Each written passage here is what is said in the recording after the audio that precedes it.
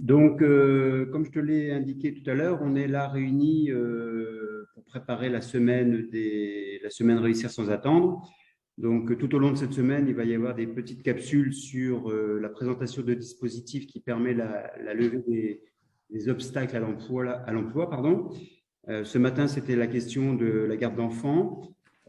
Aujourd'hui, la question de la mobilité. Demain, on parlera de l'accompagnement socio-esthétique et puis ainsi de suite sur toute la semaine.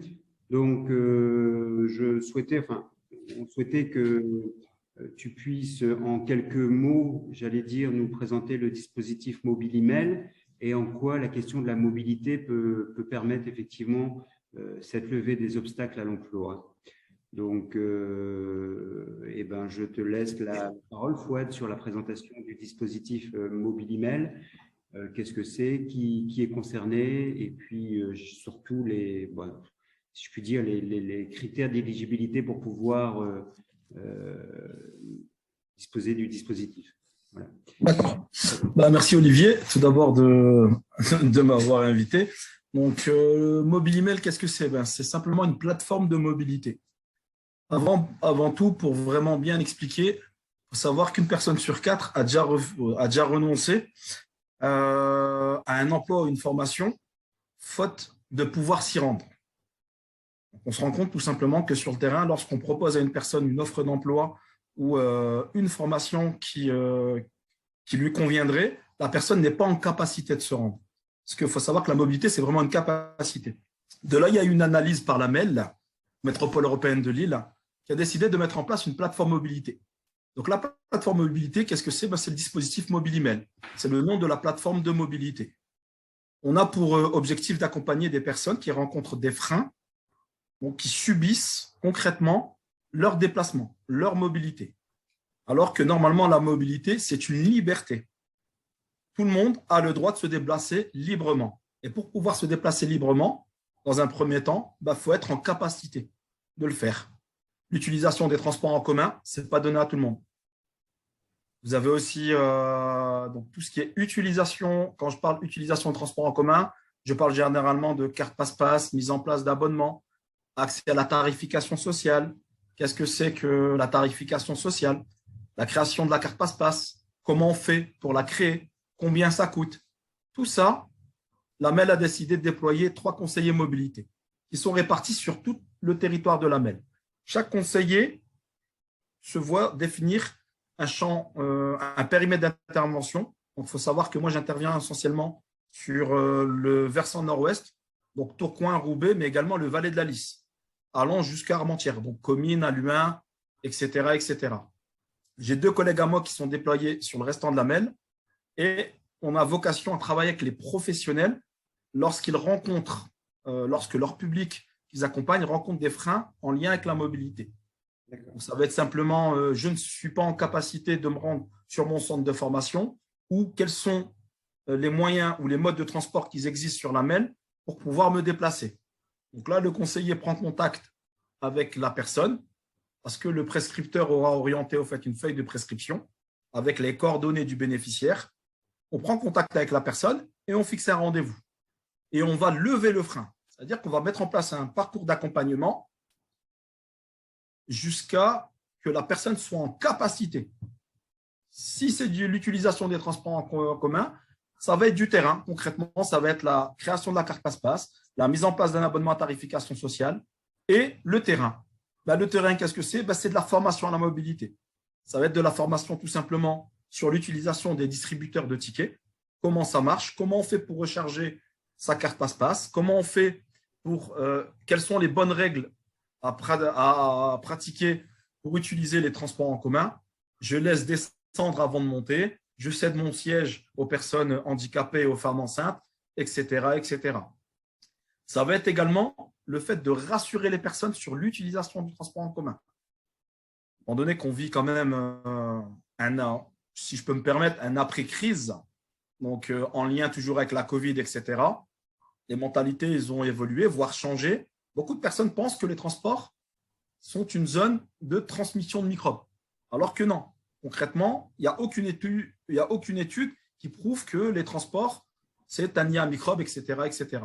Donc, nous, on a mis en place, au fait, des formations à la mobilité pour former la personne, pour lui expliquer tout en respectant les gestes barrières, bien évidemment.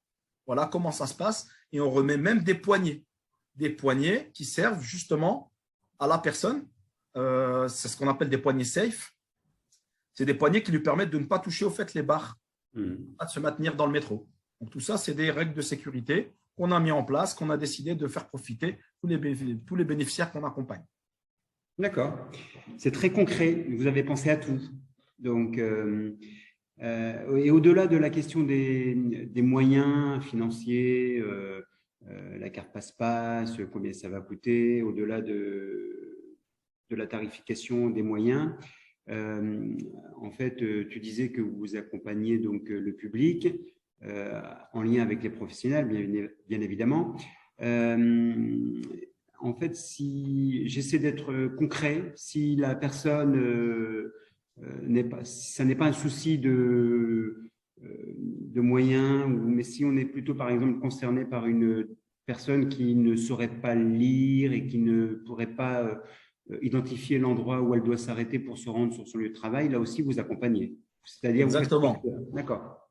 Voilà, exactement. On va travailler avec la personne de façon différente. Chaque bénéficiaire orienté aura une problématique différente. La personne qui ne sait pas lire ou qui a vraiment du mal à comprendre le français, on va mettre en place un système d'accompagnement spécifique.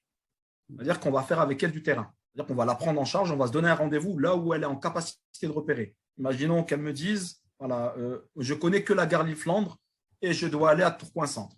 Et je ne sais pas comment faire. Je vais lui expliquer. Je vais vraiment faire plusieurs allers-retours avec elle. Je partirai à la gare Lille-Flandre, donc moi-même, je la prendrai en charge à la gare Lille-Flandre et je vais lui expliquer le principe. Voilà, vous avez le métro, vous avez la possibilité de prendre le métro, vous avez deux directions, Saint-Philibert ou CH-Dron. Pour bien lui faire comprendre, à force de faire des trajets, forcément à certains moments, je vais lui mettre une mise en situation où c'est moi qui vais l'attendre sur Tourcoing et je vais lui demander de venir me chercher. Voilà, venez me chercher sur Tourcoing directement et on va faire ainsi de suite. Je mets fin à l'accompagnement à partir du moment où la personne est en capacité. C'est-à-dire que techniquement, elle n'a plus besoin de mon aide. Elle a compris comment ça fonctionne. Elle a compris les modes de transport qui existent sur la MEL. Elle sait les utiliser. Je mets fin à l'accompagnement. Un accompagnement classique peut durer une journée, voire 6 mois, 7 mois. Ça dépend vraiment des freins et ça dépend vraiment de la capacité de la personne. Alors, j'ai oublié de dire, on parlait énormément de transport en commun, mais c'est ce qui a de mieux desservi au fait sur la MEL. On a aussi les solutions alternatives. Et les solutions qui permettent en même temps de combiner les transports en commun avec d'autres modes de transport. Les trottinettes électriques, les vélos pliables, mais vous avez aussi les abonnements Vélil. Ça aussi, on explique à la personne le fonctionnement, comment ça marche, et on remet aussi actuellement, on a une opération spéciale où on remet des kits de sécurité. Un kit de sécurité, qu'est-ce que c'est? C'est un casque, c'est un antivol et c'est un kit de réparation et ça permet en même temps à la personne de sécuriser ses déplacements. L'accompagnement, franchement, il est global. Voilà, la personne oriente le bénéficiaire, on le prend en charge. Une fois qu'on a fini, on fait un retour au prescripteur en lui remettant ce qu'on appelle une fiche de liaison qui reprend complètement le parcours d'accompagnement de la personne et on met fin à l'accompagnement.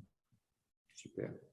Merci. Au-delà de tout ce que tu viens de dire, on voit bien qu'aujourd'hui, la question de la mobilité n'est plus un obstacle, j'allais dire, dans la reprise d'une activité professionnelle. En tout cas, tout est fait pour que la personne puisse effectivement se rendre sur son lieu de formation, d'emploi, etc., enfin, que sais-je, et que la mobilité, c'est vraiment aujourd'hui, à travers tout ce que tu nous as expliqué, les solutions existent.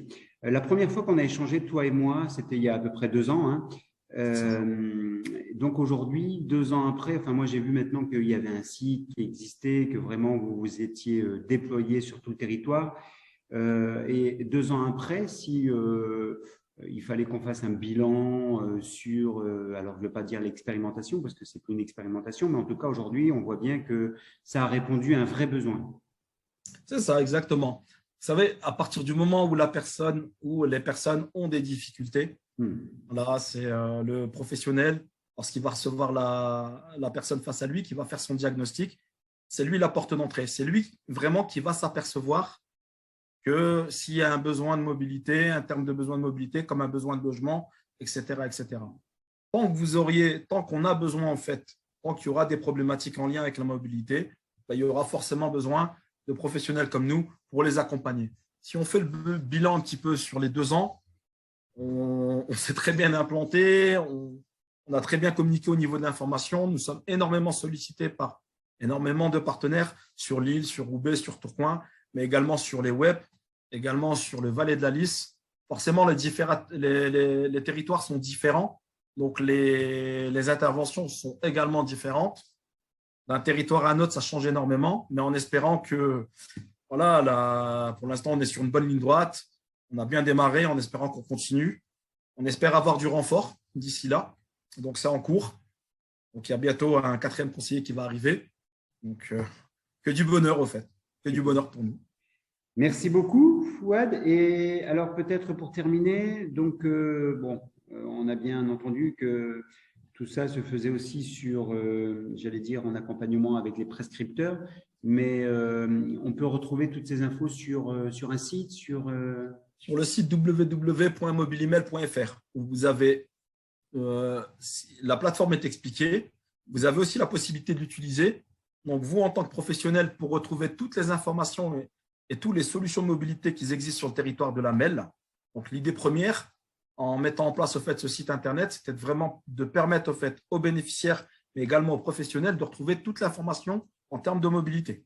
C'est vraiment une première partie d'information. Pour aller plus loin, une fois qu'ils ont eu l'information, forcément, pour solliciter les solutions et pour les mettre en place, ils prennent contact avec le conseiller ou la conseillère attribuée. Donc, il y a les coordonnées. Vous avez aussi la fiche de prescription qui est sur le site. Surtout pas hésiter à nous solliciter via le site. Merci beaucoup, Fouad. Donc, merci à toi, Olivier. Merci. Et encore une fois, je disais que cette semaine, on était dans